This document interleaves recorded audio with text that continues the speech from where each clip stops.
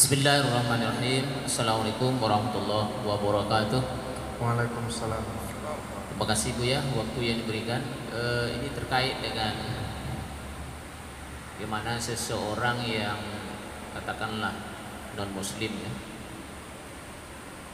Di sekolah umum itu ada sosialisasi, tapi tempatnya cuma di masjid yang ada yang muat. Sosialisasi katakanlah dalam hal kegiatan masalah demokrasi umpamanya kan. Jadi pertanyaannya, tidak semua siswa itu yang muslim. Nah, dalam konteks sosialisasi itu pertemuannya di rumah Allah, di masjid. Apakah boleh yang non muslim ini mendengarkan sosialisasi itu dalam masjid? Terima kasih Bu ya. Assalamualaikum warahmatullahi wabarakatuh.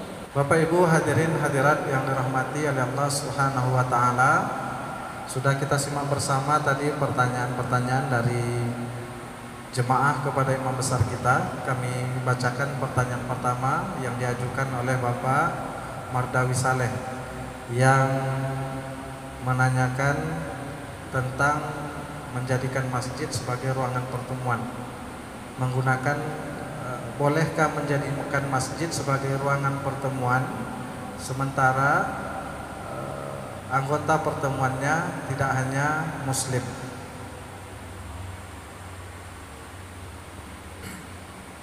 Bismillahirrahmanirrahim.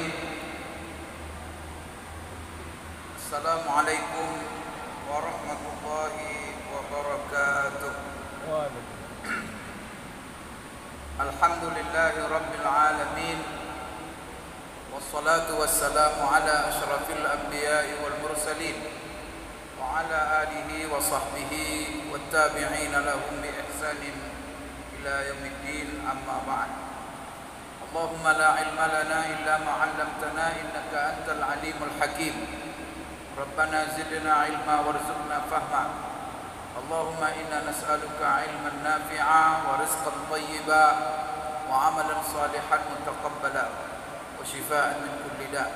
Allahumma ja'alna mimman yastami'una al-qawla fayattabi'una ahsana. Allahumma ja'alna bi rahmatika min ibadika salihin. Bapak-bapak, ibu-ibu, kaum muslimin, kaum muslimat, jemaah salat maghrib, hafizakumullah wa ra'akum. Alhamdulillah, pada malam hari ini dengan izin Allah kita duduk bersama di rumah Allah yang mulia ini untuk duduk bersama di majelis ilmu, yang mana majelis ilmu kita tanya jawab. Sudah beberapa pertanyaan yang masuk. Pertama sekali mempertanyakan masalah kalau ada sosialisasi di sekolah. Kemudian anak-anak sekolah itu ada yang muslim, ada yang non muslim. Kemudian sosialisasi itu dilaksanakan di dalam masjid, kan itu kan? Biasanya kalau dalam masjid itu hal-hal yang berhubungan dengan keagamaan, pasti ada hubungan dengan kegiatan keagamaan. Jadi kalau sudah masuk masjid tentu identiknya kegiatan agama Islam. Ya. Pertama sekali ya, kita sebagai umat Islam sudah diatur bagaimana kita muamalah dalam masalah akidah, agama, ibadah dengan non muslim. Maka Bapak Ibu sekalian, perlu kita ketahui di sini kita tidak boleh melakukan aturan-aturan yang memaksa. Maka di situ harus diberikan kebebasan. Kalau umat Islam kalau kita paksa ya tidak ada masalah. Tapi kalau umat lain, lakum dinukum waliyadin. Sebab kalau kita paksa mereka harus ikut, nah ini kan nanti bermasalah. Bermasalah di dalam agama kita juga bermasalah kalau seandainya itu adalah sosialisasi hal yang bersifat keagamaan. Apalagi belajar ibadah umpamanya kan. Tapi kalau mereka ingin masuk, maka itu jadi masalah kan? Kalau mereka masuk, apakah kita larang? Karena ini juga kebebasan. Ini berhubungan dengan masalah kalau dilakukan acara itu di masjid, lalu mereka masuk untuk mendengar. Ya barangkali di situ ada ceramah di masjid itu, mereka mendengar yang diceramahkan kan hal-hal yang sifatnya hal-hal yang baik. Agama ini kebaikan isinya semuanya. Maka dia ingin mendengar, ingin tahu. Maka di sini Bapak Ibu sekalian berhubungan dengan masalah apa hukum non-muslim masuk masjid. Atau sosialisasi itu sengaja dilakukan oleh kepala sekolah, padahal yang berhubungan dengan masalah-masalah sekolah kan, tapi dibuat di masjid. Padahal siswanya ada yang muslim, ada yang non muslim. Ini juga ada maslahat. Nah, ini adalah pengumuman, ini adalah sosialisasi yang perlu diketahui oleh seluruh siswa yang berhubungan dengan sekolah, dengan pendidikan. Sekarang kan memaksa mereka untuk bisa mereka mendengarkan sosialisasi itu, tentu masuk ke dalam masjid. Apa hukumnya non muslim masuk ke dalam masjid? Bapak Ibu sekalian, di sini terjadi perbedaan pendapat ulama di dalam masalah masuknya non muslim ke dalam masjid umat Islam. Di antara pendapat itu ada beberapa pendapat disebutkan oleh ulama, lebih kurang ada 4 pendapat ulama di dalam masalah ini. Kalau saya sebut ulama, tentu ulama-ulama mujtahid. Di antaranya adalah ulama dalam mazhab yang 4 atau ulama mujtahid mutlak lainnya, yang mana kita nisbatkan mereka yang menyimpulkan hukum berdasarkan dalil-dalil daripada Al-Quran dan Sunnah dan juga dalil-dalil muktabar lain. Baik, pendapat pertama mengatakan bahwa boleh orang yang non-muslim masuk ke dalam seluruh masjid umat Islam. Pendapat pertama, sampai Masjid Haram sendiri. Jika ada non-muslim masuk ke Masjid Haram Mekah, Masjid Haram Madinah, kalau kedua masjid itu bisa masuk, apalagi masjid-masjid yang lain. Ini pendapat pertama. Jadi boleh. Siapa yang berpendapat ini di antara ulama mazhab yang 4? Ini terkenal dengan pendapat mazhab Hanafiyah, yaitu Imam Abu Hanifah. Maka Imam Abu Hanifah dan juga ulama-ulama di dalam mazhab Imam Abu Hanifah, itu banyak sekali ulama-ulama besar dalam mazhab ini. Ulama-ulama hadis, ulama-ulama tafsir, yang ulama-ulama fikih, usul fikih yang menisbatkan diri ke dalam mazhab Imam Abu Hanifah dan memakai metode ijtihad, memakai usul-usul, metode-metode yang dipakai oleh Imam Abu Hanifah. Apa yang menjadi dalil daripada Imam Abu Hanifah dan mazhab Hanafi? Kenapa dia mengatakan boleh orang-orang non-muslim masuk ke seluruh masjid umat Islam, termasuk Masjid Haram? Mereka mengatakan dalilnya adalah ya sunnah Rasulullah SAW.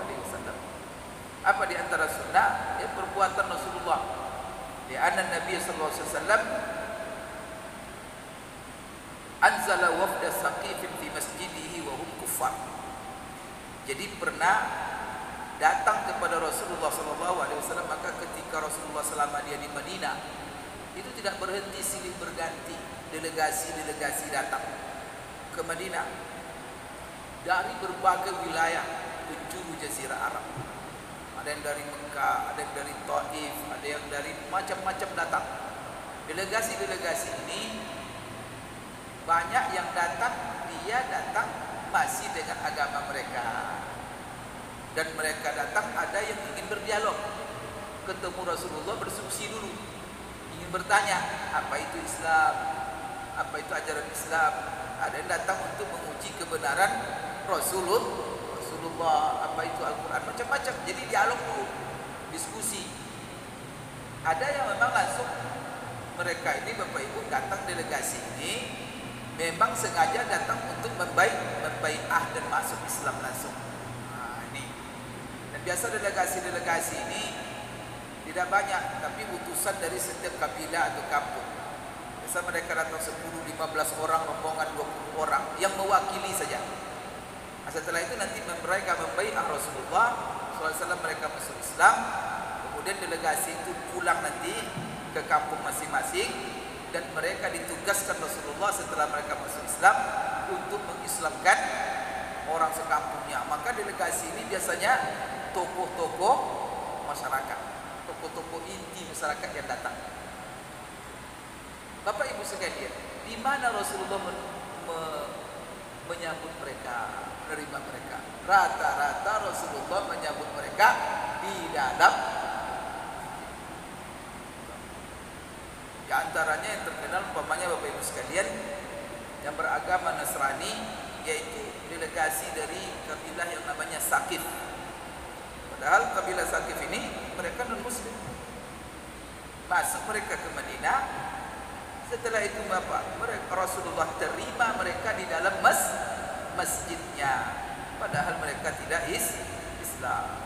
Kalaulah seandainya dilarang non muslim masuk masjid, maka masjid pertama yang paling berhak mereka dilarang adalah masjid Rasulullah. Di Masjid Nabawi saja mereka diterima Rasulullah dalam masjid. Dan sering sekali Rasulullah berdiskusi dengan orang non muslim di mana? Di dalam masjid. Mengislamkan orang-orang non muslim di dalam masjid.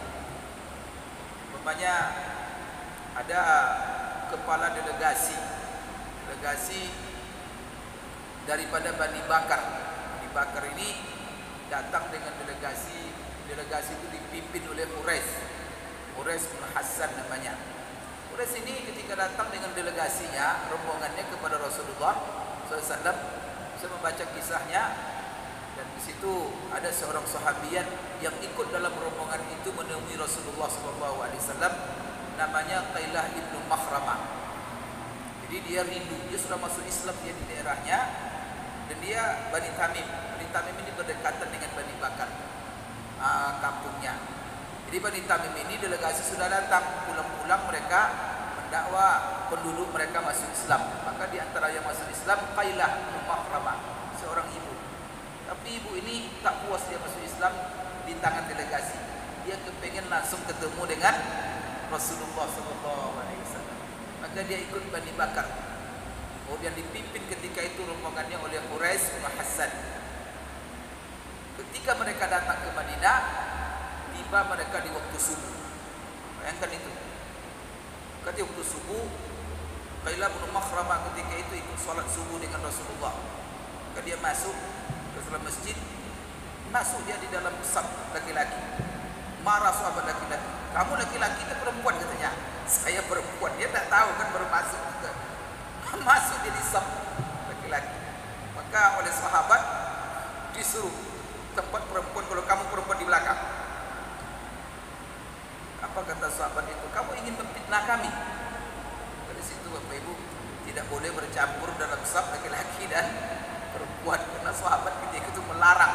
Qailah bin Makhramah dia duduk di saf laki-laki, akhirnya dia mencari saf perempuan. Setelah sholat dia mencari Rasulullah. Siapa? Mana yang Rasulullah? Ada kisah menarik di situ Bapak Ibu. Dia bicara begini, setiap orang saya temui, laki-laki yang saya temui dalam masjid ketika sudah terang, matahari sudah terang, sholat subuh saya duduk, sudah terang, saya lihatlah sahabat-sahabat itu. Setiap wajah yang saya lihat, saya mengira bahwa dialah yang Rasulullah SAW. Saya melihat wajah-wajah yang manis, wajah-wajah yang ramah, wajah-wajah yang bersahabat, empati. Setiap orang saya ketemu, saya kira dialah Rasul. Kira-kira gimana sahabat-sahabat Rasulullah SAW? Kalau ada orang ingin mencontoh sahabat, katanya, begitulah. Coba sampai Qailah bin Makhramah, setiap sahabat yang ditemuinya, dikiranya dialah Rasul. Nah, ada orang sekarang mendakwa dia, ikut sahabat apa? Tapi kalau wajahnya tidak wajah Rasulullah, itu gimana ya? Sahabat, begitulah subhanallah. Sahabat Rasulullah dicari keliling Rasulullah SAW. Maka apa? Dia dapatkan Rasulullah duduk di dalam masjid, duduk santai sambil mengangkat dua kakinya begini, duduk rehat itu kan. Kemudian ketika itu dia dapatkan Rasulullah memakai pakaian yang agak lusuh. Di sini dimasukkan oleh Imam Tirmizi dalam Syama'il Muhammadiyah bahwa Rasulullah juga pernah memakai kain yang sudah kain yang sudah busuk, yang warnanya sudah hilang, apa namanya itu? Awalnya kan dicelup dengan sampai lusuhnya warnanya sudah pudar. Itu diceritakan ketemu oleh saya Rasulullah SAW. Bagaimana dia ketemu dia oleh Rasulullah? Ketika dikeliling-keliling masjid, mana yang Rasulullah, mana yang Rasulullah? Akhirnya ada seorang sahabat kedengaran dia memberi salam kepada Rasulullah SAW dulu. Assalamualaikum ya Rasulullah. Ya Rasulullah ini katanya. Subhanallah. Di mana ya Rasulullah itu? Jadi dia bukan duduk di kursi apa? Kursi emas seperti raja-raja sekarang. Duduk santai. Sehingga apa? Mereka nak tahu Kailah. Nah, di situ Bapak Ibu, siapa Quraisy itu? Banu Hasan ini dia non muslim baru. Dia delegasi. Kalau Kailah ikut rombongan memang sudah masuk Islam, tapi ikut rombongan dia ingin bertemu Rasulullah. Islam. Quraisy dan Quraisy itu dibai'ah Rasulullah dalam masjid. Ini jadi dari sini. Artinya apa? Rasulullah menerima orang-orang non muslim di dalam masjid. Apalagi mereka banyak yang musyrik. Kalau musyrik saja boleh masuk masjid, apalagi ahlul kitab yang sifatnya Nasrani atau Yahudi. Inilah yang menjadi dalil. Tapi bagaimana menurut kamu? Menurut mazhab Hanafi Imam Abu Hanifah, firman Allah yang berbunyi, Ya ayyuhalladzina amanu innamal musyrikuna najasun fala yaqrabul masjidal harama ba'da amihim hadza. Hai orang-orang yang beriman, sesungguhnya orang-orang musyrik itu adalah najis, maka jangan mereka sekali-kali masuk ke dalam masjid. Coba. Jadi gimana ini kata Allah? Jangan masuk masjid. Musyrik itu najis. Maka di sini ditafsirkan oleh Imam Abu Hanifah, maksud najis di sini bukan najis fisik, bukan najis zatnya, bukan tangan badannya najis, kainnya najis, tidak. Maksud najis di sini adalah najis maknawi. Sifat syirik itu yang najis, bukan fisiknya. Kenapa? Ya karena Rasulullah bersalaman dengan orang-orang musyrik, bersalaman dengan orang Nasrani, bersalaman dengan orang-orang Yahudi. Kalau sempatlah fisik mereka yang najis, pasti Rasulullah selesai salaman langsung cuci. Rasulullah cuci tangan. Nah, sekarang ada lagi kelompok Bapak Ibu, ini mohon maaf ini. Asal masuk kita ke dia, masuk ke dalam masjid cuci lagi. Masuk ke tamu ke rumah dia, minum dan cuci gelasnya. Salam kita dengan dia, cuci tangan dia lagi. Karena selain kelompok mereka anggap najis. Jangan-jangan ayat ini pakainya. Astagfirullah. Sampai umat Islam pun dianggapnya. Dia mengaku Islam itu. Maka ini oleh Majelis Ulama Indonesia ini masuk kelompok sempalan. Ini hati-hati ya. Orang menajis-najiskan umat Islam itu masuk kelompok sempalan. Jadi di sini syirik najis di sini kata Imam Abu Hanifah yang dimaksud adalah Bapak Ibu sekalian najis syirik sifatnya, bukan najis ainnya. Ini pendapat yang pertama. Kemudian pendapat yang kedua, ini pendapat mazhab Bapak Ibu sekalian semua. Itu mazhab Syafi'i. Apa kata mazhab Syafi'i? Yajuzu lil kuffari dukhulul masajid bi iznil muslimina illa al masjidal haram wa kullu masjidin fil haram. Ini pendapat Syafi'iyah. Apa artinya pendapat kedua? Boleh bagi orang-orang non-muslim masuk ke dalam masjid selama diizinkan oleh umat Islam, selama dia mendapat izin dari umat Islam, kecuali Masjid Haram dan seluruh masjid yang ada di tanah haram. Mereka tak boleh masuk ke tanah haram. Kalau di Mekah sana ada itu garis bahwa non muslim tak boleh masuk. Pernah ada heboh wartawan Yahudi masuk ke Masjid Haram, meliput beritakan heboh kemarin sampai yang memasukkannya itu ditangkap, di penjara karena itu melanggar melanggar aturan. Tapi kalau menurut Imam Abu Hanifah sebenarnya tidak masalah. Nah, kalau menurut Syafi'iyah, maka ini kalau dalam kitab-kitab Syafi'iyah, nah inilah pendapat mereka. Jadi boleh masuk non muslim ke dalam masjid selama diizinkan. Karena kalau diizinkan tentu kan ditanya apa maksudnya, supaya jangan merusak, jangan macam-macam dalam masjid. Selama diizinkan ada masalah.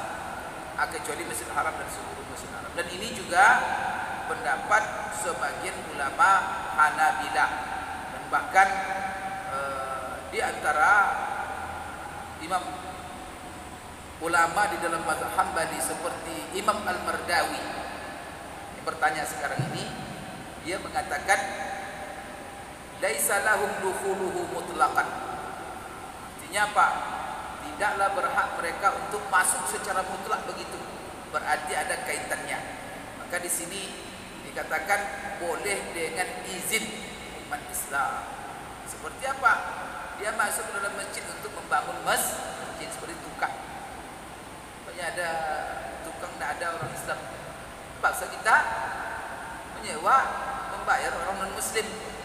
Dan itu terjadi juga di zaman Umar bin Khattab. Umar bin Khattab ketika memperluas masjid Rasulullah, Masjid Nabawi, tukangnya banyak non Muslim, kena banyak ornamen-ornamen yang harus dia bangun, dia buat tidak bisa oleh orang Islam, diambillah banyak dari orang Persia.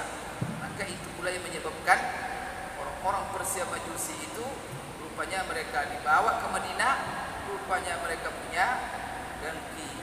Mereka lah yang menikam Umar bin Khattab. Umar bin Khattab memasukkan dan menjadikan mereka tukang-tukang. Jadi di sini pendapat yang kedua. Ini mereka juga punya dalil. Dan dalil-dalil mereka kenapa mereka kecualikan? Boleh dengan izin.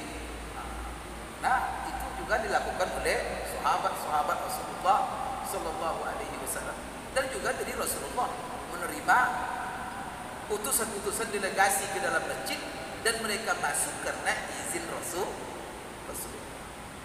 Kalau tidak izin Rasulullah mereka tidak akan masuk. Maka di sini dengan izin. Kemudian pendapat ketiga, Bapak Ibu sekalian, pendapat ketiga, la yajuzu lil kafir dukhulu syai'in minal masajid. Ini pendapat ketiga, ini pendapat yang agak ekstrim. Tidak boleh sama sekali orang non muslim masuk ke masjid mana saja di antara masjid umat Islam. Tapi ini pendapat siapa? Ini pendapat Imam Ahmad dalam satu riwayat. Maka di sini Ibnu Qudamah ini salah seorang ulama besar dalam mazhab Hambali. Dia mengomentari, pernah katanya Abu Musa Al-Asy'ari dia bertemu dengan Umar. Kemudian di sini dia ada membawa sebuah surat yang mana surat itu isinya tentang umal-umalnya. Kemudian Umar mengatakan, panggil orang yang menulis ini supaya dia bacakan. Kemudian Abu Musa mengatakan, dia tak boleh masuk masjid. Innahu la yadkhulul masjid. Kemudian Umar berkata, kenapa? Karena dia Nasrani. Lalu Umar ketika itu jadi dia ada surat yang dibawa oleh Abu Musa ke Umar. Umar ketika itu dalam masjid. Gimana ini? Barangkali Umar tak tahu bagaimana membacanya. Lalu siapa menulis surat ini? Itu ada di luar. Panggil dia masuk. Dia tak boleh masuk masjid. Kenapa? Karena dia Nasrani. Nah, ini adalah dalil bahwa apa? Orang Nasrani, orang yang di luar Islam tidak boleh masuk masjid. Kemudian juga apa di antara dalil mereka? Bahwa jangankan orang yang memiliki sifat syirik atau kufur dalam dirinya, orang yang punya sifat junub saja. Junub kan ada junub. Tahu junub? Junub orang yang berhubungan dengan istri, mengeluarkan mani itu tidak, junub namanya. Atau orang yang mengeluarkan mani karena syahwat, walaupun tidak dengan berhubungan. Kalau dia sudah junub, maka salah satu hukum bagi orang yang junub, haram masuk masjid. Sifat junub saja dilarang orang masuk masjid, apalagi sifat kan kuat juga ada dia kan. Itu namanya qiyas. Inilah namanya Bapak Ibu sekalian, ini ulama-ulama mustahil. Kemudian juga Bapak Ibu sekalian, ini pendapat ini dikuatkan juga oleh beberapa ulama. Sekarang jadi 4 mazhab itu berbeda, 4 pula pendapat dalam masalah ini. Sekarang pendapat siapa lagi? Yang sisa di antara yang 4 itu. Malikiyah. Maka Malikiyah annal kafira yumna'u min dukhulil masjidi illa li darurati amalin. Itu katanya Pak Merdawiyah. Ini pendapat Malikiyah, bahwa orang non muslim dilarang masuk masjid kecuali karena hal darurat, dan antara darurat itu karena dia bekerja membangun masjid. Jadi kalau dia tukang boleh, tapi selain tukang tidak boleh.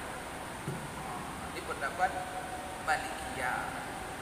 Ini salah satunya, ya, kalau saya bacakan panjang, tapi yang jelas, dan bahkan ada pula Bapak Ibu sekalian, pendapat yang mengatakan dibedakan orang yang non muslim yang kafir itu. Karena kafir dalam Islam itu ada 2. Ada kafir harbi, ada kafir zimmi. Kalau kafir harbi adalah orang-orang kafir yang memerangi umat Islam dan mengusir umat Islam dari tempat tinggal, dari tanah airnya. Sedangkan kafir zimmi adalah orang-orang kafir yang hidup bertetangga dengan umat Islam tapi hidup dalam kondisi damai, aman, ya. Maka di sini kalau dia kafir harbi tak boleh masuk, tapi kalau kafir zimmi boleh masuk. Ini dibedakan. Wallahu alam. Jadi Bapak Ibu sekalian, pendapat yang dikuatkan oleh kebanyakan ulama, khususnya mutaakhirin, bahwa boleh orang non muslim masuk seluruh masjid umat Islam kecuali Masjid Haram Mekah. Itu aja. Tetapi ingat, iza da'atil hajatu ila dzalik, apabila ada atau ada maslahat dari masuknya mereka ke dalam masjid. Tapi kalau tidak ada darurat, tidak ada maslahat, maka di sini Bapak Ibu sekalian, ya lebih baik mereka tidak masuk ke dalam masjid. Maka kalau selama, dan ini banyak dari dalilnya, bahwa Rasulullah memasukkan orang non-muslim dalam masjid, bahkan ada yang mempertabatkan kudanya di salah satu tiang masjid, itu banyak sekali dalil-dalilnya. Maka berdasarkan hadis-hadis ini, maka ulama banyak menguatkan boleh masuk orang-orang non-muslim itu dalam. Tapi kalau kita lihat pendapat tadi, Hanafiyah mengatakan boleh seluruhnya. Kalau Imam Syafi'i boleh kecuali Masjid Haram, dan itu dengan izin. Kemudian kalau Hambali tak boleh sama sekali seluruh masjid. Kemudian pendapat yang keempat, Bapak Ibu sekalian, boleh. Itu adalah pendapat Malikiyah. Boleh dia masuk masjid umat Islam, dilarang dia masuk masjid umat Islam kecuali karena darurat kerja. Artinya apa? Secara umum rata-rata ulama membolehkan. Tapi ujungnya kalau ada hajat dan maslahat. Wallahu a'lam.